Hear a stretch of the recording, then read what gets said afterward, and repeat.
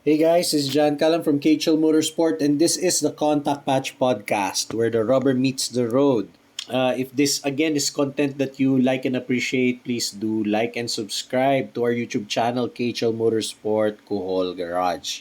Hopefully, you guys continue to join us on our future videos. First, alongside the rest of the motorsport community worldwide, has been very much devastated over the loss of just some guy called Ken Block. Really larger than life, and he has affected so many people, inspired so many people, touched so many people. And in this little country called the Philippines, there's also a lot that have been inspired by him. You can really see some of his influence. Putting rally in so much prominence, and the moves that you could do and the driving skills that you hone in rallying were really very evident in all the videos that he has put out. He started out as a entrepreneur, a fashion entrepreneur in the skateboarding scene. Was able to exit from that very successfully with enough money to retire, but instead he pursued his passion for rallying. He was 55 years old, much too young. He leaves behind a family, and I sympathize for your loss and Godspeed. Prior to knowing about his passing, I'm just gonna share a personal note. Have felt a bit of a depression, feeling despondent, thinking about the stupid past. I have many regrets. I have many touch points of sadness, and there are occasions that goes into repeat, and that brings me down. And of course, couple that with the normal daily hardships of life.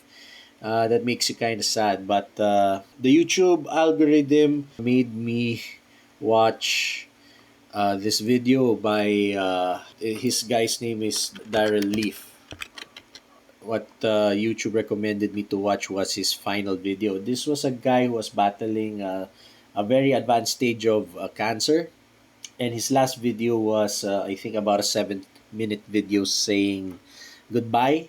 And he has made me realize that the good, the bad, the ugly. This is paraphrasing his quote.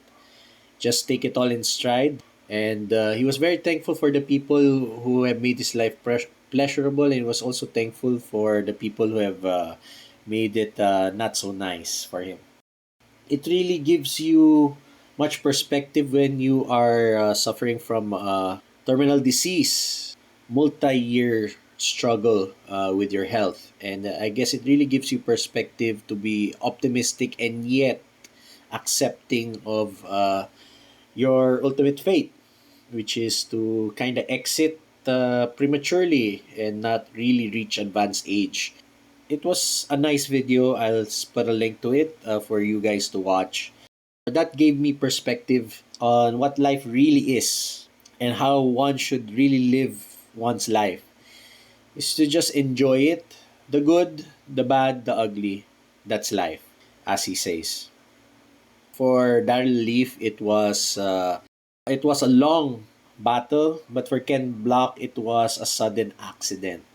And it was probably more shocking for us all in the motoring, motorsport, and car culture community worldwide. I guess that was just his time. And he probably exited doing something fun. So hopefully that was. We don't really know much of the incident that happened. Unfortunately, that information is still not publicly known. But regardless, Godspeed, Ken Block, and thank you so much for taking your time and doing your effort to do what you did. I thank you so much. With that said, let's go to the topic on hand. But before that one, let us take a short break for a little commercial thingamajig.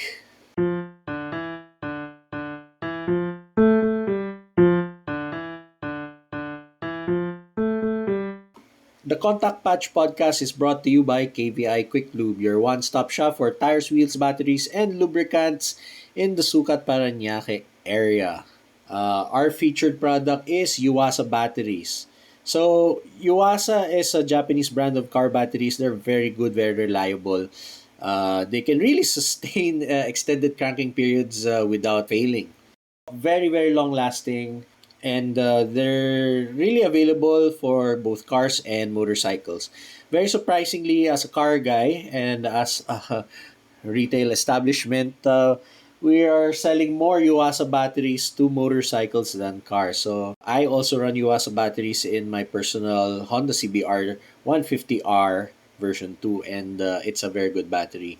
Quite great, this Japanese technology in battery. So Yuasa really gets your motor vehicle running.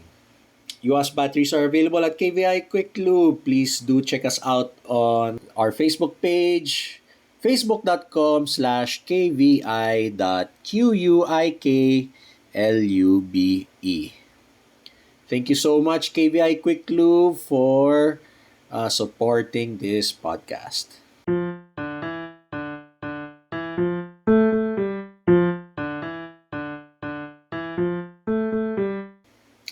Today's topic, this is basically a realization that I've had because, well, we took a vacation. Our family went to our hometown in Albay. So apparently, even though I look Indian, I'm actually Bicolano. So, Uragon Digdi. But it was a very long drive. We took two cars. My mom took her expander and I took the MGZS because there were 10 of us. So instead of trying to sardine ourselves into the seven-seater expander, I just put my foot down and said, let's take two cars. Probably we'll be making a little bit about the trip, but more towards update with our MGZS. So we were able to take it for a long drive. We probably drove over 1,000 kilometers back and forth from Manila to Bicol and back. And that'll be a video separate from the podcast. But there's one realization while taking a long drive. Before the realization, again, let me share again one tangent. For several weeks now, I've been commuting back and forth in SLEX. So roughly about 60 kilometers more or less. My MG, my daily driver, is accumulating so much highway miles or highway kilometers rather. Those of you guys that are very heavy on usage of the expressways that we have, whatever little expressways that are available in the Philippines, there is a fast lane which is the inner lane. Of course, in other expressways all over the world, the inner lane is the fast lane, the overtaking lane. And you're really supposed to be parking yourself or driving yourself on the middle lanes, any other lane except the overtaking lane. And if you're just gonna go faster, that's the time you're gonna take the overtaking lane. And then once you overtaken, you're gonna rejoin to the second lane. So that's kind of obvious for everyone taking the freeways, expressways all over the world. In the Philippines, and more often than not, there are a lot of people who hog the inner lane. Sad to say, me included sometimes. Sometimes I forget. But that begs really the question. Even me, a guy that's supposedly conscientious also on the lays of the road and supposedly an excellent driver, falls prey to that dereliction. And it's not only me, it's definitely a lot of people who are going pig slow in the overtaking lane. And people who overtake in other lanes. And I know that irritates a lot of people, but that's the lay of the land, at least as far as my experiences driving SLEX all these several days in the past several months. So I really don't understand why is that the in Tagalog, bakit yan ang gawi ng mga tao.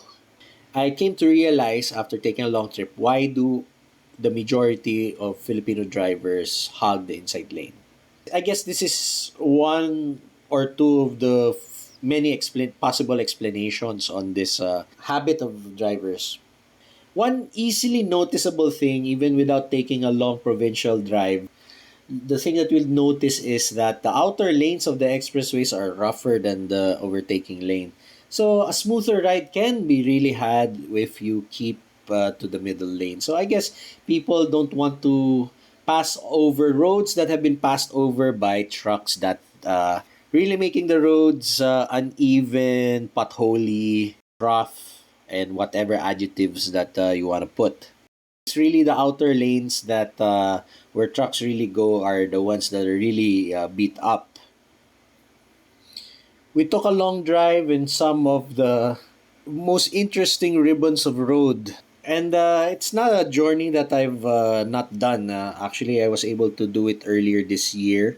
I mean, earlier in 2022, rather.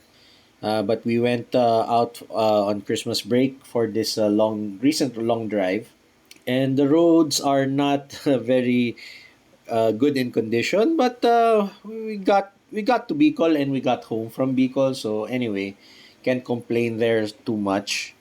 The national highways, the Maharlika Highway, when I was young and traveling the same route, it was completely two-lane roads. The expressways ended in Calamba, and we had to take the whole drive, two-lane roads all the way to Albay.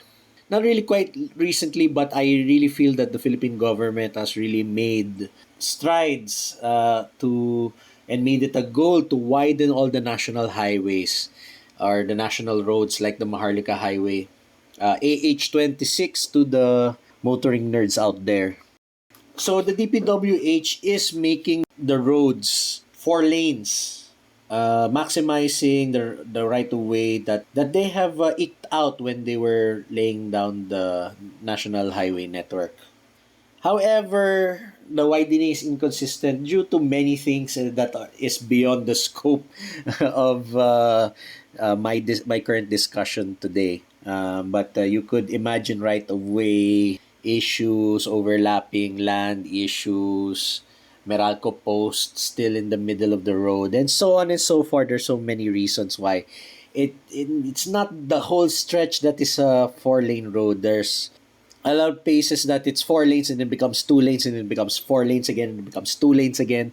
So I guess the easy tendency for the driver, like bus drivers and truck drivers and vans that traverse these provincial roads on a daily basis, the easy tendency for these guys and probably also us is to just to maintain ourselves in the inner lane and avoid the shoulder.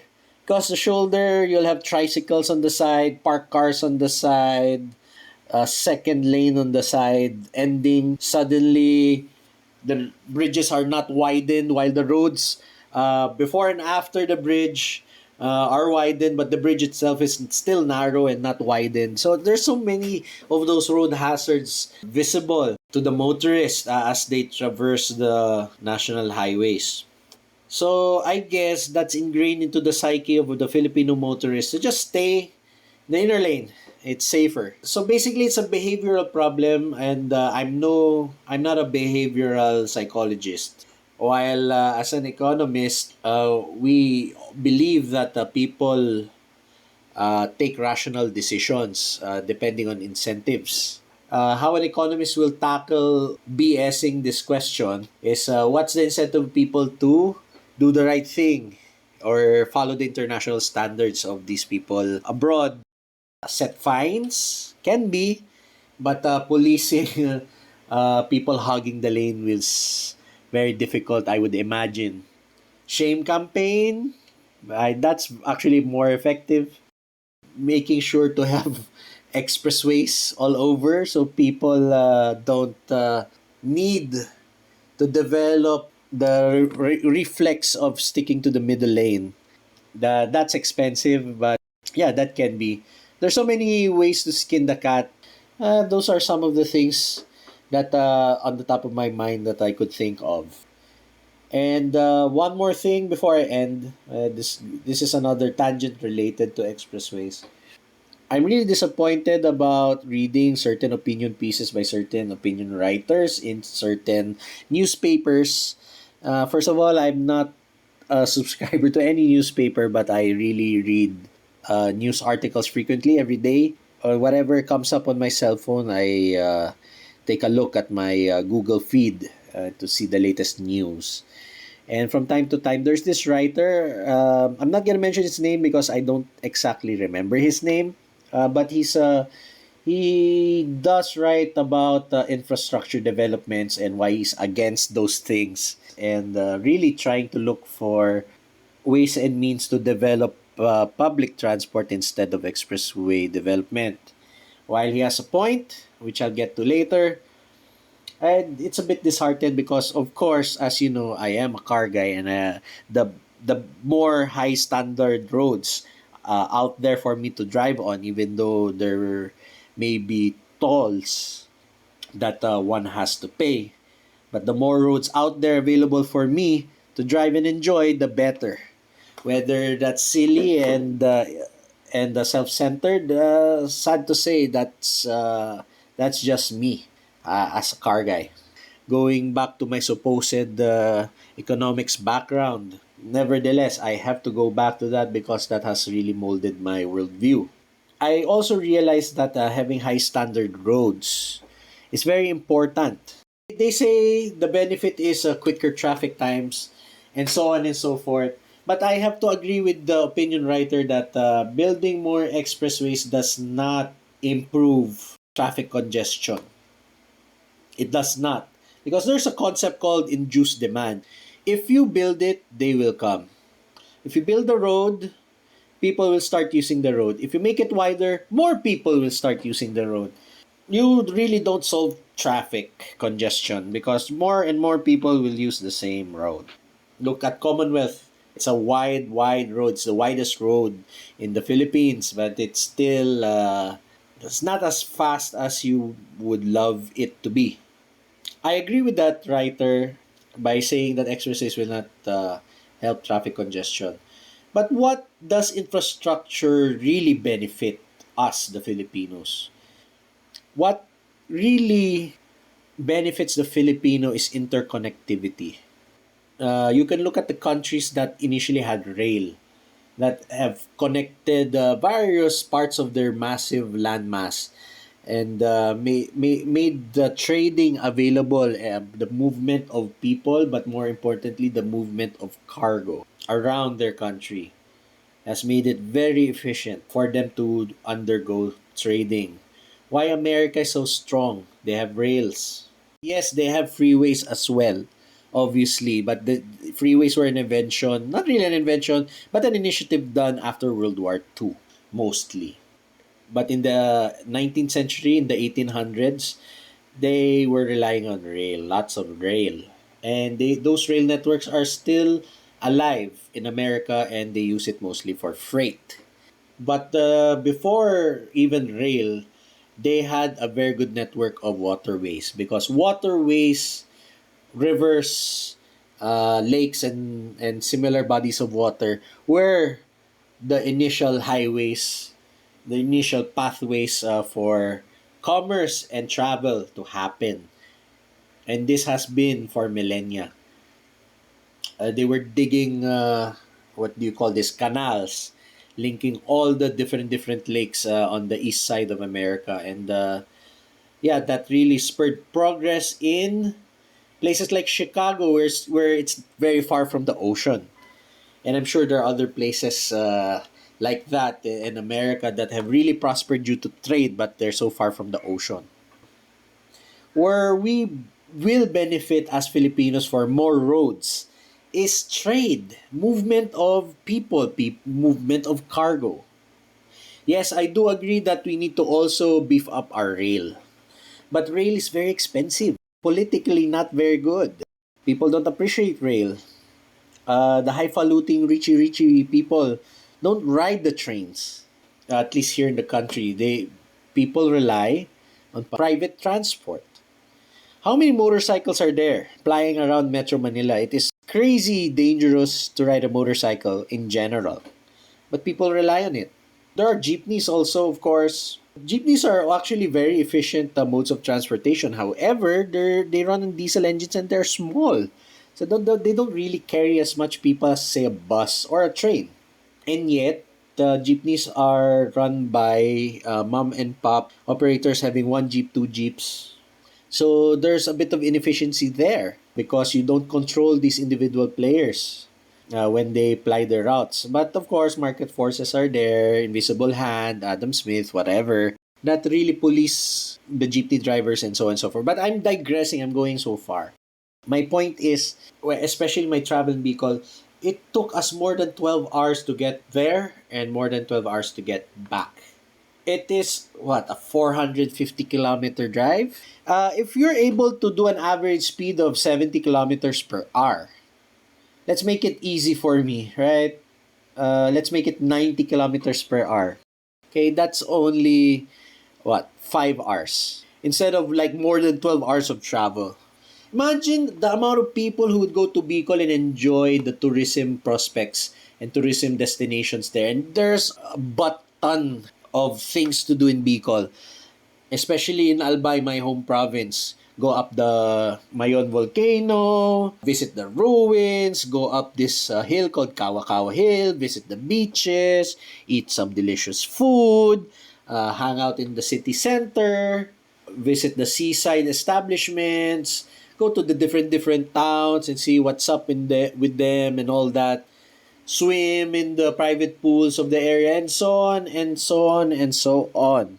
My province of Albay is a beautiful province, and sad to say I haven't spent a lot of my life there. I really grew up in the south of Metro Manila most of my life. It's really sad that on the other hand, I am blessed that I live close to the capital. However, my province is very beautiful and we have very good driving roads. Especially the road going up Mayon, that was nice. Properly linking, forget Albay, how about linking Visayas and Mindanao to Luzon properly via rail or via road instead of relying on boats? And having high standard highways in Mindanao, in Cebu, wherever it's needed. I really think that the Philippines has a lot of potential to boom if just the basics of infrastructure, maybe road, maybe rail, whatever, airplanes. We have a lot of airports. But we kind of need rail also for moving freight around. We're having problems in the capital about onions being 700 pesos, 650 pesos a kilo, whatever crazy amount for onions. I love onions, but 650 a kilo is crazy. If we have adequate infrastructure to bring the produce from wherever is grown to the places where it's eaten, more of that is very, very critical. And I do hope that people would really think beyond just what they see when they go and antagonize or say negative things about potential infrastructure stuff. But the things that the guy was saying about the Pasig River Expressway, yeah, it makes sense. But I'd love to have an expressway on top of the Pasig River. Why not? That short stretch where the Metro Manila Skyway passes over, I think that's the San Juan River. That was nice.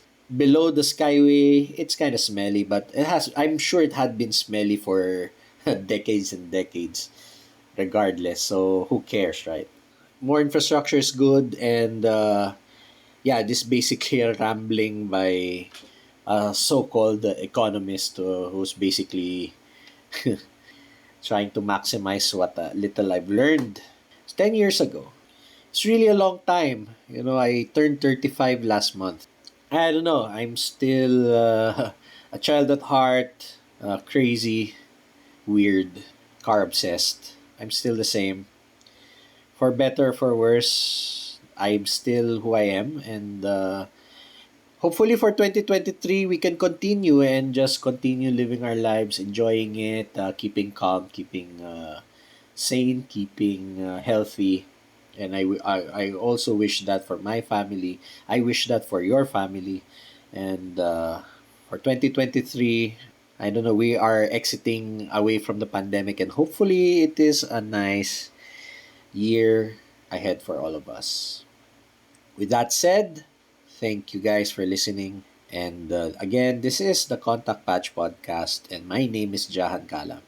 See you guys on the next episode. And hopefully you enjoyed. See you guys. Ciao.